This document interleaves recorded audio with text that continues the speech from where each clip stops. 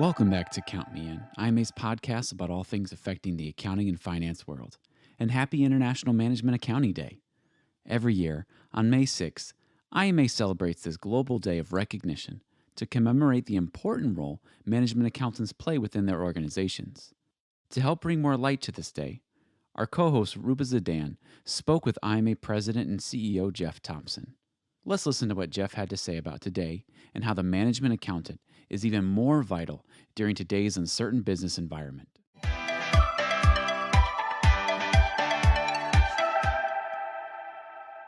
So today, IMA, Institute of Management Accountants, celebrates International Management Accounting Day. This is a global day which recognizes and commemorates the important role that management accountants play within the organizations. What does this day really mean to you?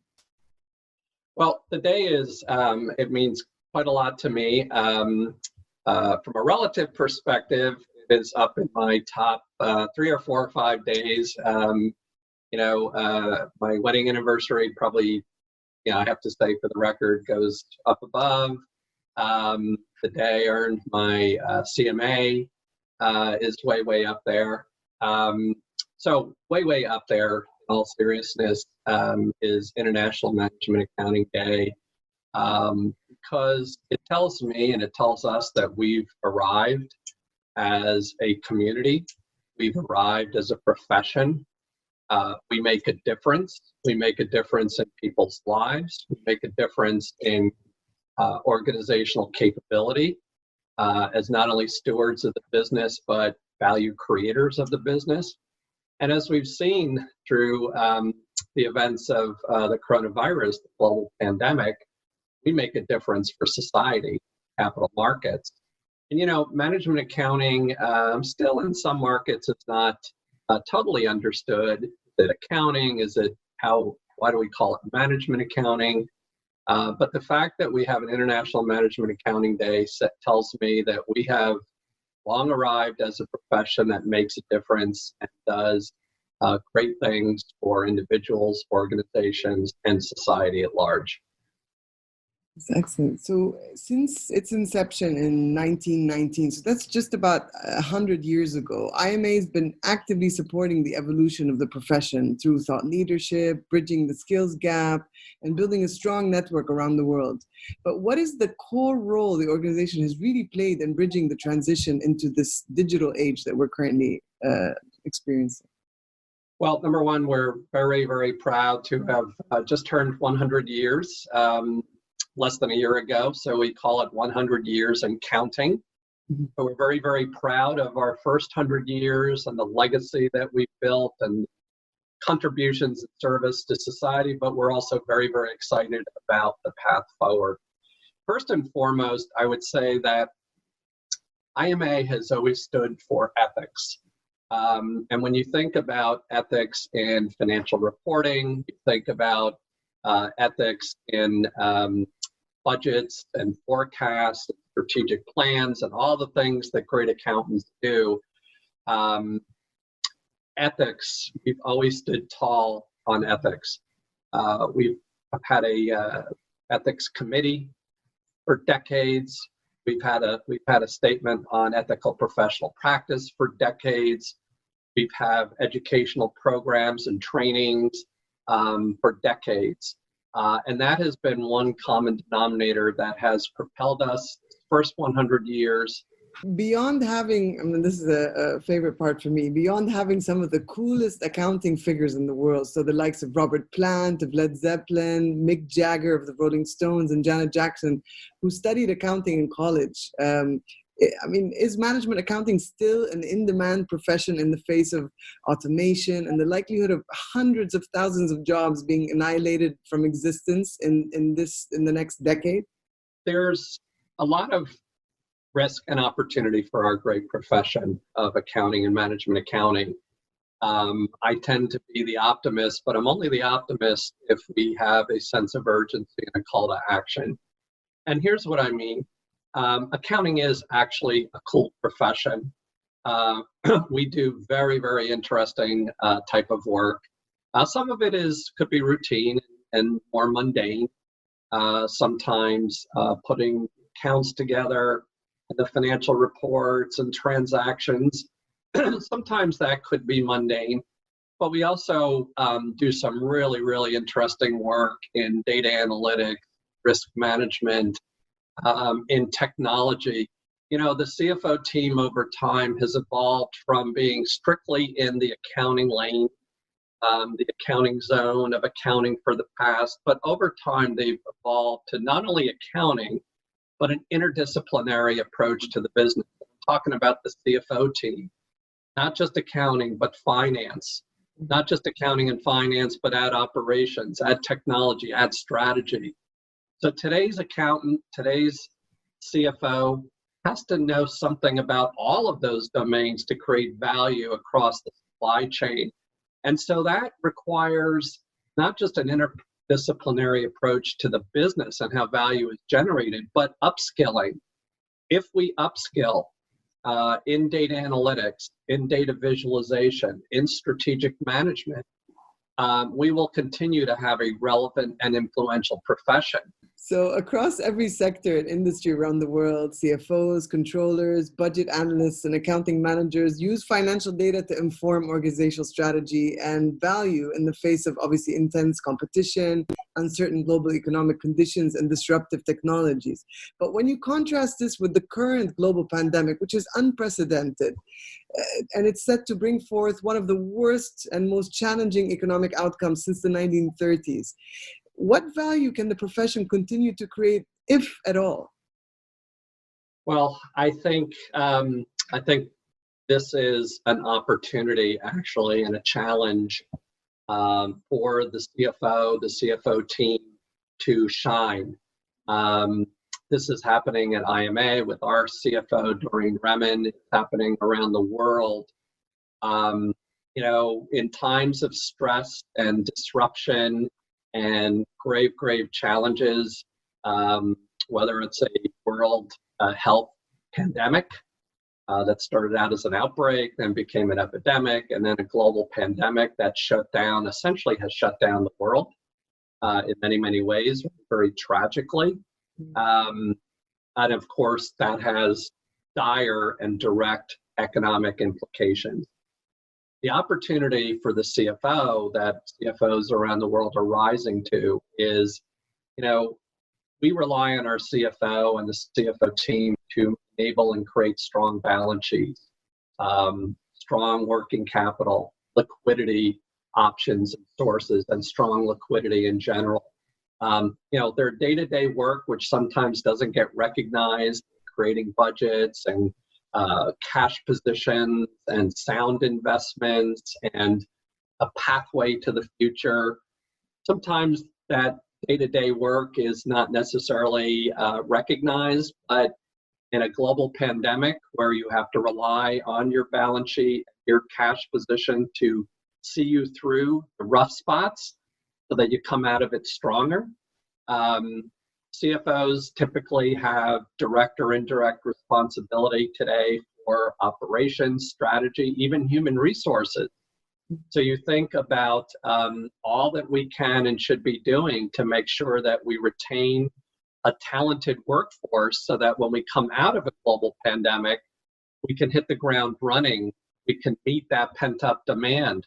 We can take all that we've learned about ourselves and how consumers behave in terms of procuring our goods and services, and take all of that and create even a stronger rebound.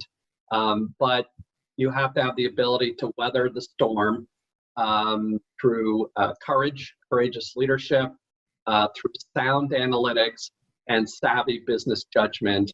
And who better than the CFO and the CFO team in being that guiding light for service, for growth, and for recovery, quite frankly. Mm-hmm. And while we're on the topic of the pandemic, how is IMA supporting management accountants around the world at this time where obviously they need all the help that they can get? Absolutely. You know, from the very early stages, IMA's view is we are going to treat this global pandemic, which absolutely shocked the world in its depth and breadth, severity, It's very, very tragic.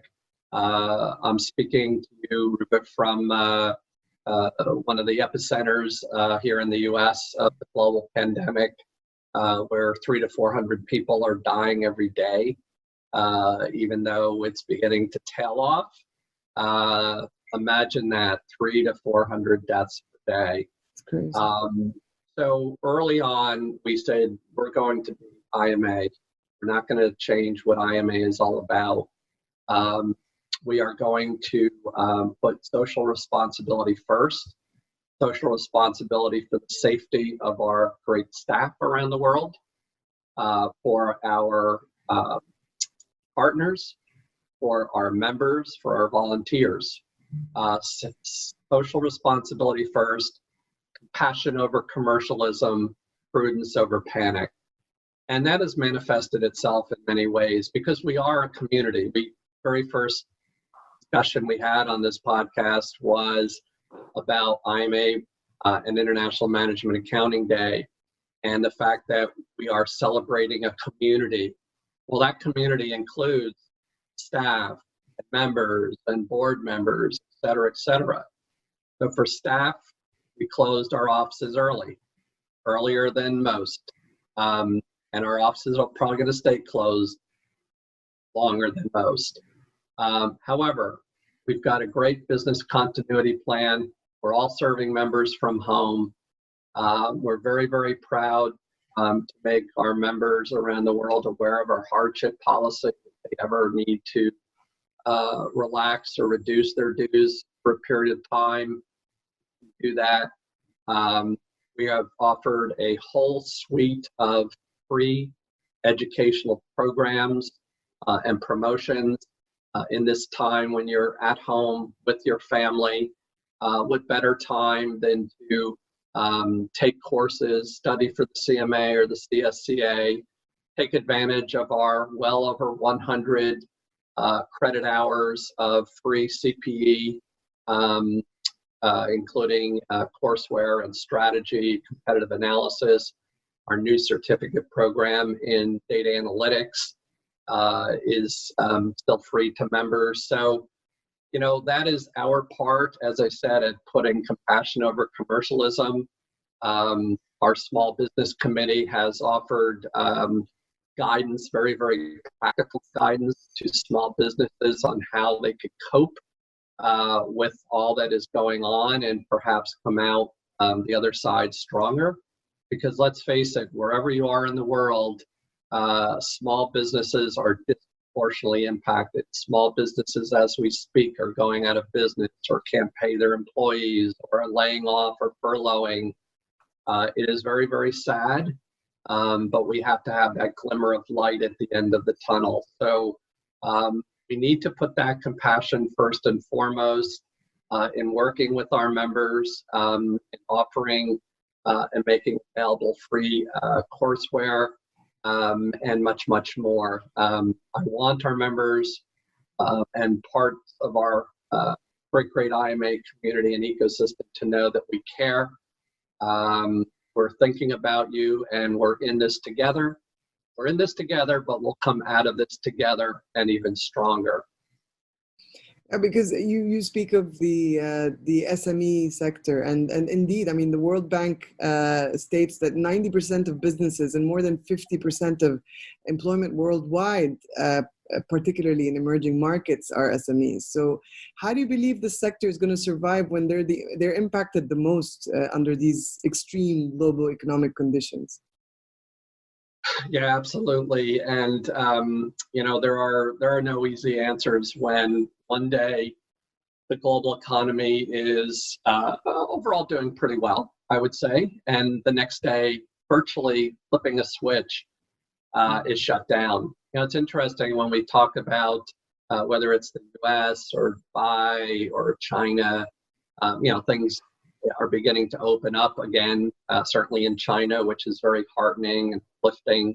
The U.S. state by state slowly is beginning to open up, but it's not flipping a switch to turn the economies back on.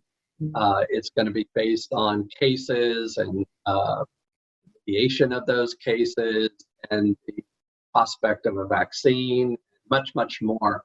But when you think about it, the shutdown was flipping a switch, virtually flipping a switch from lights on and glowing and bright and exciting and hiring to a complete shutdown. And unfortunately, there are consequences and innocent victims, quite frankly. And so the more we can do as a global society, as an IMA, to enable lighten small businesses. As I said, IMA is doing its part through our small business committee and others to help provide guidance and thoughts. Obviously having a strong balance sheet. IMA is a small business. We're global. We have offices all around the world, but we are a small business, and so we are in the throes of facing those same challenges.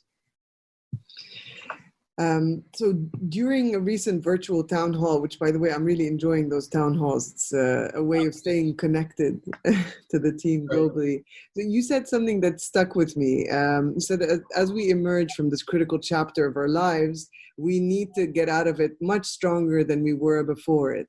So what are some of the lessons that you think that we stand to learn about becoming more resilient and a more sustainable organization? Great. Yeah, and there's many elements. It's kind of interesting. Probably no one would disagree with the statement that, or the assertion that we're going to come out of this stronger. That could apply in your personal life, or it could apply in your business life.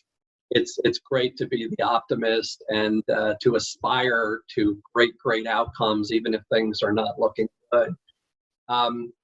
But when we talk about coming out of this global pandemic even stronger, you have to start with the fact that you want to have a company together to come out of the pandemic before you even talk about being stronger. The stark reality is you have to have a company, right? So in terms of weathering the storm, again, here's where the CFO team play such an integral role, as well as other members of the C-suite. And that's to make sure that in good times and in bad, you've got enough cash reserves, you have financial safety margins, you have liquidity, you have working capital, you have a strong balance sheet. That's not a guarantee. It doesn't make you immune from pressure, but it surely can help. But in terms of coming out of it stronger after we, secured our financing and our liquidity and our working capital short term, I'd say there's two elements to come out stronger. One is a genuine people-first approach, and two is a commitment to learning. So on the genuine people-first approach, and again, everybody says, oh, we're people first. Well, if your first action, regardless of your short-term financial position, is to lay off, fire, cut salaries, and I realize that in some small businesses, just for survival, that may have been unfortunately necessary, but it's really, really important to take the view that it's people that fuel organizations. And if we really want to come out stronger, we want to keep that inspired group of people, that inspiring and inspired talent together, so that when we come out of it, we can not only be ready to rock and roll per the coolest accountants symbolism, but we're ready to roar. We're ready to rock and roll to meet that pent-up demand when economies open up and the world opens up.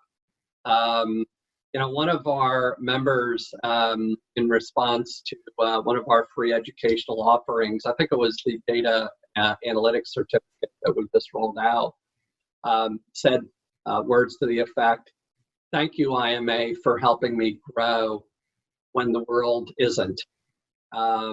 And so that little beacon of light, that little source of inspiration, really, really shines true. So it really is about people first, whether it's your staff and keeping them safe and secure, about members, making sure you've got a business continuity plan in place to service them and their needs, perhaps at a time when they need us most, and much, much more.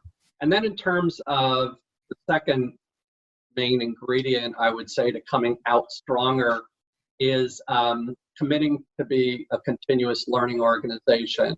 We are learning so much every day about each other as teammates, about our members and their needs and wants in particularly stressful and urgent situations.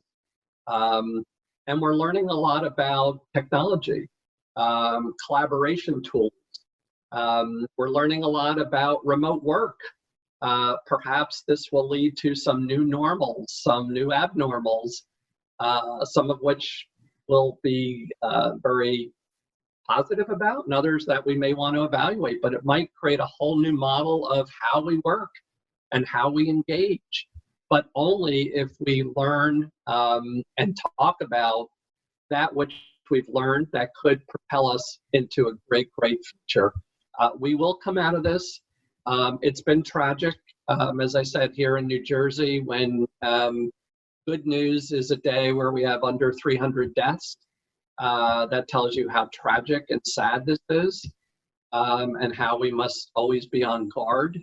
And I know the World Health Community is learning an awful lot that we as citizens of the world hope take tangible action. But we can do our small part, and from an IMA perspective, always exemplify courage, care, and conviction of purpose. This has been Count Me In, IMA's podcast, providing you with the latest perspectives of thought leaders from the accounting and finance profession. If you like what you heard and you'd like to be counted in for more relevant accounting and finance education, visit IMA's website at www.imanet.org.